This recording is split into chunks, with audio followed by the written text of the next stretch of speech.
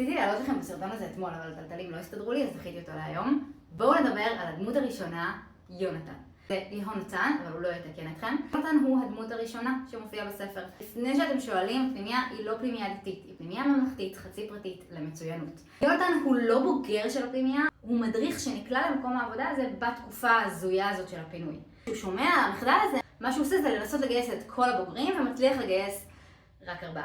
הם עסוקים בלהיות מצוינים. ליונתן יש מלא מחויבות במאבק, הרבה יותר מחויבות ממדריכים שהם בוגרים של הפנימיה.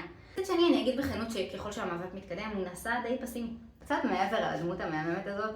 יונתן הוא אח בכור לעוד 4 אחים, והוא ממש לוקח את התפקיד הזה ברצינות. דבר נוסף שצריך לדעת עליו זה שהחלום שלו זה להיות במאי תיאטרון, והוא נשאר בעולם החינוך לא רק בגלל שהוא אוהב את החניכים של הפנימיה, אלא גם קצת כי הוא מפחד להגשים את החלום שלו. והדבר השלישי, יונתן הוא רומנטיקן. הוא מחפש את האחת, הוא לא מוכן להתפשר. האחוז לא מבוטל של הדרמות בתוך המאבק, זה עבודה שלו.